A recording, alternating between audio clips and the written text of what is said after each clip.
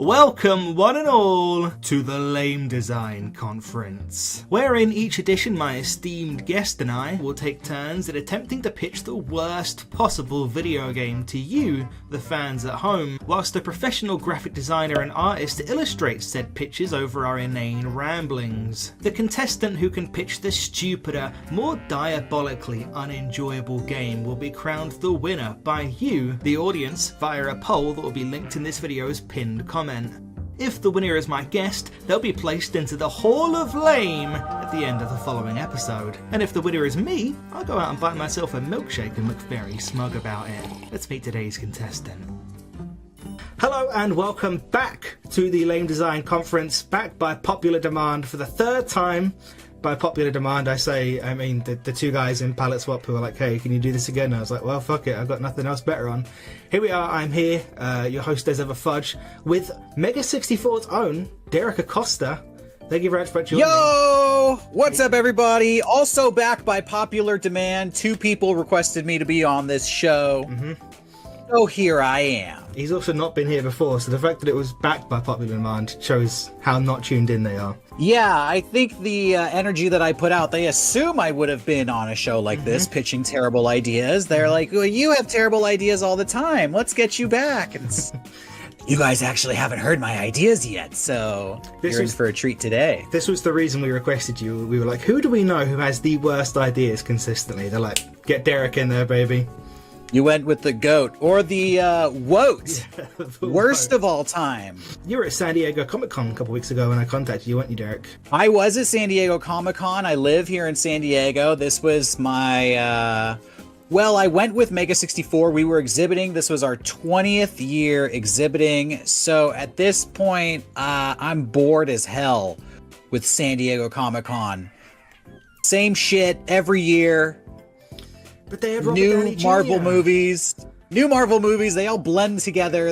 Robert Downey Jr. didn't get you. You weren't hyped to see the visual metaphor for desperation. Once again, they have Robert Downey Jr. in a Marvel movie. I feel like I've seen this before. Is it just me? Am I crazy?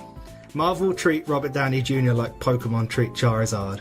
Yeah, but he never evolves. Well, I guess this is like Charmander to Charizard, yeah. Iron Man to Doom. I love that. He never evolves. That would be a genuinely quite cutting critique of his career, I think, if you said that to him. You're like Charizard, you never evolve. So you're kind of sick of San Diego Comic-Con then? It didn't really do anything for you? Oh, San Diego Comic-Con is hell on earth. It's the worst possible place you could ever find yourself. You're in one room with 200,000 other people. Which sounds as nightmarish. It is as nightmarish as it sounds. People are shoving into you. People are stepping on your feet, coughing on you. No apologies, no manners, no etiquette whatsoever. Trying to go to the bathroom there is like a Stephen King novel. Just terrifying, horrifying. Well, I did love you as Wolverine in Deadpool vs. Wolverine Part 2. I thought you were fantastic. I thought the sex scenes were so hot. So good luck at the Oscars. That was the one good opportunity of Comic-Con is we went there and we filmed a Mega64 video where Comic-Con happened the week that Deadpool Wolverine came out. So we thought, let's just jump the gun and pretend like we've already made a sequel. Yeah. Deadpool Wolverine Part 2. So we filmed all these fake scenes for this movie. We showed them at Comic-Con. We got the crowd reacting. And then my partner in crime, my cohort Rocco, went to the Marvel booth and just started telling people, hey, I'm the director of Deadpool Wolverine 2. And after about 30 seconds, security came up and they're like, sorry, sir, you can't be here. And somebody said, no, man, he's the director of Deadpool Wolverine 2. And security was like, oh my God, I'm so sorry, sir. Can I shake your hand? Can I get a picture with you? And from that point on, it was people lining up to take a picture with him. It was so surreal. I actually got worried, like, hey, we're getting into a situation where we can't leave now. So I'm filming it. I'm like, sir, I think your next meeting is starting any moment. And he's like, oh, okay, we have to stop the pictures, everybody. But thank you for coming out. Yeah. Did you wind up in too deep to the point where you were like, if we tell them that this is a bit, we're actually like in serious trouble? Well, they asked him what his name was, and he made up one on the spot. He was like, Walter Lenz. And then people were like, okay, Walter Lenz, I'm going to remember you. I'm going to tag you on Instagram when the movie comes out. I'm going to tag my picture with Walter Lenz. And they're like, okay. See you there. We were cackling. We were laughing so hard on the way back to our booth. They had no idea. That sounds amazing. Which just goes to show that Marvel fans are extremely gullible, as we always suspected. Did not a single person question the 2? No one was like, nobody. One just came out? Nope, nobody. They were asking him questions about the movie. They're like, is there going to be an after credits scene? Do I need to stay for the credits? What was it like, working with Hugh Jackman? They were just asking him, like, they bought it. They just, hook, line, and sinker, they took it. Last year at PAX in Seattle, PAX West, we did a bit where we were filming ourselves on the street and just telling people we had a interview scheduled with Jenna Ortega. And we took our PAX badges off and we went outside and we're like, let's film ourselves trying to get into PAX without a badge by just telling people we're here to interview Jenna Ortega. And it worked. Some PAX enforcer was like, oh my God, when is your interview? We're like, well, it was 5 minutes ago. And she started like blowing a whistle and clearing the crowd. And she was like, we have people who are interviewing Jenna Ortega. She started like rushing us through the crowd. She took us right into the convention. We're like, is this happening? Is this for real? And this video is on our YouTube channel. If you want to see how it's an hour-long video. Okay. No cuts. It's like a, single take movie. Yeah, we'll plug that. That's pretty crazy. I always work in the plug. Yeah. That's pretty crazy, but nowhere near as crazy as the absolutely kooky, wacky, not so wacky, wild game pictures we're about to get in. Because this is the Lame Design Conference, baby, and in case the intro didn't do a good enough job explaining to you, it's pretty simple. Myself and Derrick are both going to take turns pitching the worst possible video game we can imagine. And at the end of the show, you'll see a link to, what is it, Straw Poll? It's Straw Poll we use, whatever. And you can vote on who made the worst game. And if my guest wins, then he will be entered into the Hall of Lame, where he will be immortalized in history for having a really, really bad idea. Since this is technically our third relaunch, and it's on a new channel once again, I hope you don't mind, Derrick, if I take the opportunity to go first, just to ease you in. Okay. By all means, go ahead. Tony Hawk's Pro Skater revolutionized skating, made it cool, right? Like, no one was doing skateboarding until Tony Hawk's Pro Skater came along, made it this cool, kind of popular, but also counterculture, kind of anti-establishment activity. Skateboarding wasn't cool before the video game came out. It wasn't. Yeah. I don't even think Tony Hawk liked it. He used to get bullied a lot, beaten up. Yeah. I want to do that for another sport. I want to bring another sport into the cultural zeitgeist and get a whole bunch of people back into it. I want to do what Tony Hawk's Pro Skater did for skateboarding to the great and ancient sport of pole vaulting. I've done some research, and the man who is currently widely considered to be the best pole vaulter in the world right now, and perhaps ever, he has the most marketable name I've ever seen. I shit you not. His name is Mondo Duplantis. He's yeah. He's Swedish. His parents named him Mondo. I think his name is actually like Armand or something, but he's got like a nickname. Kind of a beastly, monstrous nickname because of how monstrous he is at pole vaulting. Like, that's not Armand, that's fucking Mondo. Yeah. Or maybe it's like a descriptor or something for the pole vaulting he does. That was a Mondo pole vault, Naturally. He's Swedish, he's very young, he's younger than me. He looks a bit like Jeremy Allen White from The Bear. He's very, very handsome young man. He looked great on a box art. He has like all the records in the world right now. Just recently at the Olympics, he did something that I think he's already done before. He cleared a 20-foot tall bar pole vaulting, so over 6 meters in height. He got a pole, and then just right over it, did not make contact with the pole, fell back. I know I've just explained the concept of pole vaulting to you. I felt like I was watching the Olympics with your demonstration. So this is a game. It is often said that good skaters see the world as a skate park. So I'm trying to make a game where you see the world as shit to jump over with a big pole. Okay. And this guy is the perfect candidate to spearhead that. He legitimately, you can find this on the Wikipedia page, he was born into a pole vaulting family, which is not a kind of family I knew existed. Basically came out of the womb pole vaulting. Maybe that's how he got out. Pole vaulted his way out of there. They put the pole in and they said, "You do the rest, kid." His mum did not survive the pregnancy. It's actually a very dark story. So, this is Mondo Duplantis' pro pole vaulter. Okay. Pretty much, you're going around in different urban environments, getting points for pole vaulting over shit. You know, first it's pretty ordinary stuff. Hey, pole vault over a bus stop, pole vault over a car, and the levels will get increasingly wacky. Hey, pole vault over this man having a heart attack in the street and being seen to by medical professionals. Pole vault over civil unrest. There's a big riot in the street. There's people clashing with police. You run up with your pole. Just get over them.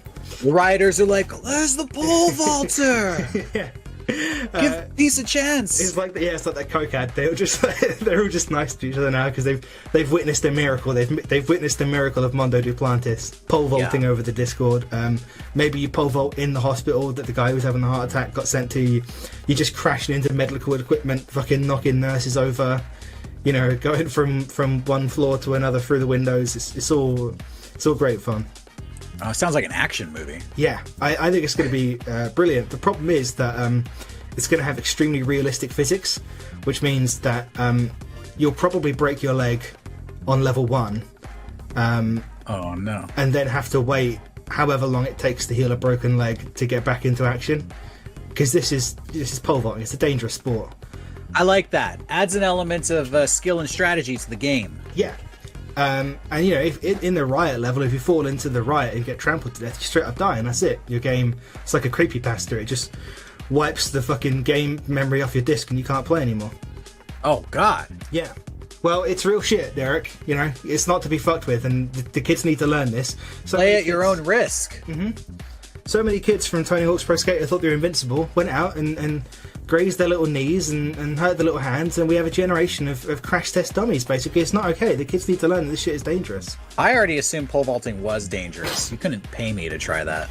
Yeah, no, I'm sure it is, but we need to scare kids more, frankly. I think that's my thing, is I just think kids need more fear in their lives. Yeah. This is all building up. If you miraculously recover from enough injuries, or you maybe you're just a good enough pole vaulter, you make it to the final level. I'm afraid the final level is literally unbeatable because it requires you to pole vault over the Empire State Building, and you can't do that. It's too tall, isn't it? You know, if anyone could do it, though, it'd be Mondo Duplantis. This is true. In Tony Hawk, I will point out, you, grind one rail all the way down the Grand Canyon or some shit. So, yeah. It's not really... I guess your game is more reality-based, but... Yes, this is much more realistic. Maybe he's on a plane, like a biplane, and it flies him kind of almost to the top of the building, and he pole vaults the rest. I don't know. I'm just spitballing here. He could pole vault into an already moving plane, and maybe that would count. That flies over the Empire State Building. Well, it would be nice to believe that we could do like an only up or Bennett Foddy thing where you pole vault up a series of things and get to the height of the Empire State Building. But I'm afraid you're raw dog in it. It's you, your pole, and the Empire State Building, and that's not possible. So the final level is unbeatable. The game is unbeatable because I think kids need to learn that they are not Mondo Duplantis, and that's every game. We know this. Every game has to have a moral message. That's what makes a game impactful and important, and this game needs to teach kids that they're not Mondo Duplantis. There's one last thing I want to touch on, and that's that the parents aren't saying that often enough to the kids, No. Especially the young pole vaulters out there. The parents being like, well, you're no Mondo Duplantis, I'll tell you that much. All these kids being born into pole vaulting families thinking they can do it. We need more PSAs at the start of TV shows. We need more TV ads. We need bus ads. Literally. Listen, kid, I don't know if you think you're some sort of Mondo Duplantis. Yeah. But you ain't. We need ads on buses of literally someone just pointing like Uncle Sam, and it just says, you are not Mondo Duplantis. No context given. There's one last thing I want to touch on, which is there is a little bit of single player story content. There is, I think you have a nemesis. I haven't got a name for him. Maybe someone else can give him a name. But he is, as we know, Mondo Duplantis cleared the 20 foot, 6 meter bar. So your nemesis is a 21 foot man who challenges you to pole vault over him at various points in the story. At first, he's really tall. So at first he's like, hey, get over the keys in my pocket, and he's got like some keys hanging out of his pocket, which is like probably 10 feet up. And then he's like, hey, pole vault over my hand, and he holds his hand up at a certain point, and on your final encounter he'll challenge you to pole vault over his head and get over him entirely. And this is a way of, if you could beat the game, this would dictate whether you get a good or bad ending, because if you don't clear him, you could collide with his face and give him serious brain damage from which we'll never recover. And you would see the effects of that after clearing the Empire State Building, that he dies in hospital, surrounded by his grieving loved ones who can't believe that Mondo Duplantis crashed into him and killed him. He's like a kind of a recurring boss. But then again, he's Mondo's nemesis, so that might be like a point of victory for Mondo. Maybe. I think Mondo would. He's so untouchable in pole vaulting. I think he would weep for the loss of the one person who could challenge him. It's really a question of how competitive is he? Yeah. Does he have sympathy for the 21-foot man, or is it like, yeah, that's what you get? Well, people won't get to know because they'd have to clear the Empire State Building to find out what happens to him, and they're never going to do that. And there you have it, really. That's Mondo Duplantis' pro pole vaulter. What do you think? Derek? I love it. I think it's brilliant. Mm-hmm. I think it could make an awesome competitive co-op game as well. You know, Mondo and Green Mondo. Yeah. Because no one else can compete with Mondo. No, I mean, if you're playing this game, both people are going to want to be Mondo, so it's just Mondo original costume, True. Mondo variant costume. True. All Mondos. Yeah, you're right. Mondo with a flower in his ear. Mondo with like a headband. Yeah. Yeah, exactly. Well, completely unbiasedly, I don't think it's good at all. I think it's terrible, and that's why you should vote for it to be the worst game. But Derek, it's up to you now to better it, or do the opposite of better it and worsen it. So what have you got for me? Okay, well, you are speaking to the woe tier, the worst of all time. I have a game that on the surface you might be thinking, hey, this sounds pretty fun.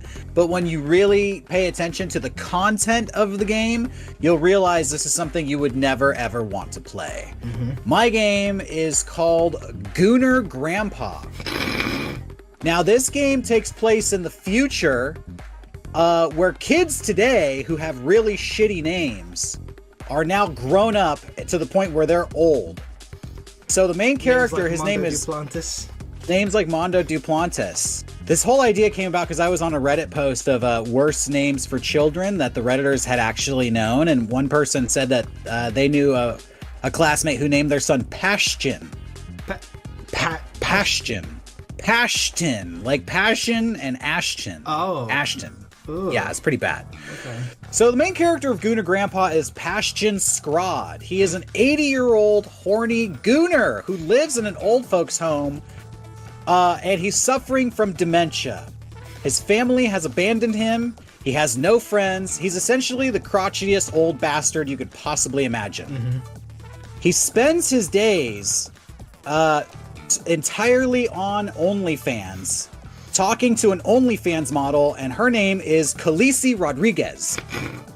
So at the beginning of every level, it's kind of like a dating sim where you will have a DM conversation where you play Pashtin and you're talking to Khaleesi Rodriguez.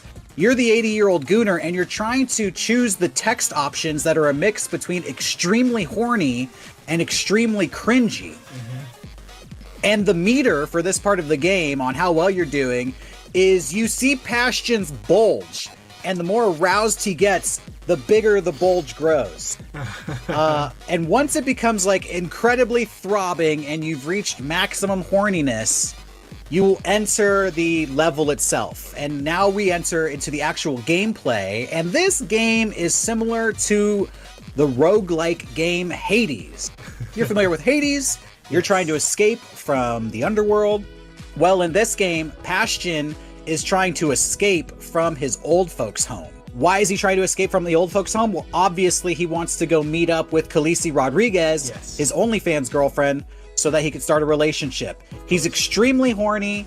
He's not all there mentally, and at the beginning of every level, he is naked, by the way. He's completely naked. You know, if his bulge gets big enough, maybe you could pole vault out of there.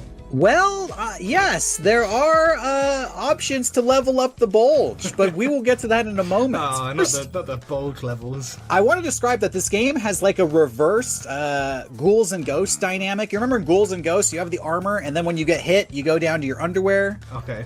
Bit before and then my you time, die. I think, but yeah, I know this. Yes, sure. It was an NES game where you're a knight, and as you get hit, you become more unclothed. This has the reverse effect. You start naked, and then when the people staff are, like, clothing you. Exactly, the staff, when they attack you, it'll trigger an animation where they throw a robe over you. And then once they attack you a second time, they will like force medication down your mouth to sedate you so that they could take you back to your room, at which point it would be the end of the level and you would have to restart again because it's a roguelike. When you start the level, because you're so horny, you have strength and speed buffs, and you're also naked, which means that the enemies will approach you slowly and they will be hesitant to attack you. So, you know, it's kind of like they have an ice spell on them. But as you take damage, they clothe you, which reduces the buff. So now they'll attack you faster. And they will sedate you, which also slows you down. So the more you get hit, the harder the game becomes. It's got a space the weaker your character push gets. And pull. Exactly. Enemies get faster the more the game goes on.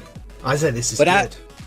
As you explore the layout of the old folks' home, you can find rooms to like re-level up your character. You can go into your fellow residents' rooms and find some pornography to make yourself re-horny again, or maybe you could steal some of their medication to make yourself like unhinged a little bit. Pick up some Viagra. Yes, so there's an exploration aspect of the game where you'll have to be traveling back and forth between the rooms, solving puzzles, collecting keys. The problem is that Bastion suffers from dementia. So as you leave the rooms, if you're gone for too long or if you travel too far away from them on the map and you return, everything's different. It's confused. I don't remember how to be here. But of course, like as the enemies force you to take the pills, that kind of clears it up. So you have this fine balance of like, do I maximize my horniness, which makes me stronger and faster, but it's harder to navigate the map?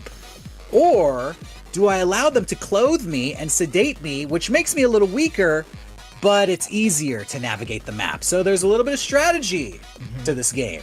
Because you're taking so many medications and you're mixing pills and you're stealing them from, you don't even know what you're putting in your body. There is a level of hallucinations in this game. And some of the enemies and friends, the NPCs, will all resemble characters from Rob Reiner movies. Because Bastion Scrogg is a huge Rob Reiner fan. So you may encounter Andre the Giant or Inigo Montoya from The Princess Bride. Maybe you'll see Kiefer Sutherland and his gang from Stand By Me. You might see Morgan Freeman from The Bucket List, and he'll give you like side quests of like, oh, help me check off these items from my bucket list, you know, to unlock new items and new pathways. Are they kind of a bit like the equivalent of the gods in Hades? They give you boons. These guys give you your bones. They enhance your boner. Exactly. Except they're all Rob Reiner characters. It's like Jack Nicholson from A Few Good Men doing the "You can't handle the truth" speech. So eventually, you know, as you progress through the game, you know, every time you restart, you have to level up your character. You can steal money from your other residents' rooms. You know, you're just taking their money, and then you'll send that to Khaleesi Rodriguez in the in-between DMs, which will unlock hornier and hornier text options because she's getting more into you as you have these conversations, which makes your character stronger, and eventually you will fight your way out of the old folks' home and make it to Khaleesi Rodriguez's house. Let's go. But just like in Hades, you know, there's a new game plus. So the final boss, you realize she has a jealous boyfriend. She's already dating somebody, and you have to fight him. And if you defeat him, you get arrested for like, you know, aggravated assault or battery or whatever. So then they send you to prison, and New Game Plus, it's the exact same game, but now you have to escape from prison. Yeah, you have to get out of prison. And it's, you know, it's way harder now. Security is much heightened. Now you're dealing with corrections officers. But you know, if you can make it out a second Erections time, officers. erections officers, exactly. But will you make it back to Khaleesi in the end? Will true love prevail? Yeah. That is the question we ask when we're playing the game. It almost Gooner Grandpa. it almost sounds like it's heading for like a what's the name of the game where you can the 2D puzzle game where you can turn back time? It wasn't Braid. It almost sounds like it's heading for a Braid like twist where maybe it turns out at the end that actually you're the bad guy and maybe you're in the wrong, which would blow my mind. You know what? I did consider making that an element of this game. I actually did consider that. We leave that open to interpretation. Yeah, I like that. Much more artful that way. Well, you know, we can introduce kind of a morality system, a karma system. Are you stealing too much? Are you going like stealthy and, you know, obeying the laws? So good ending, bad ending, depending on your actions and your choices. I think the unifying theme of both of our pitches today is that I think we're doing something good for the kids. We're really, you know, I think we're pushing them in the right direction in their lives. It's so confusing being a young person, but hey, you're not Mondo Duplantis, but you can be an OnlyFans model or 80 years old and mentally unwell. You know what? Sometimes kids need a little dose of reality, and these games are going to give it to them in a little palatable, bite-sized nugget. It's going to make them think. They're going to have fun, but then they're going to think. Yeah. Well, I mean, what the fuck are video games for if not to bring you crushingly back to reality? Exactly. If this game doesn't haunt you and stay with you for years after you've played it, then we've failed as game creators. Yes. I would dare say that maybe a bit like The Last of Us Part 2, it might reignite the should games be fun discourse, because they'll be talking about the message and how crushing that is. Yeah, exactly. Should these games be fun? That's the question I have today. Well, which game was less fun, viewers? Because there's going to be a straw poll link in the description or the pinned comment, whichever one. YouTube's a bit weird with pinned comments lately. It will be there somewhere if you look below, and you'll be able to vote on who pitched the worst game today. And if Derrick wins, he will be the first inductee into the brand new Hall of Lame.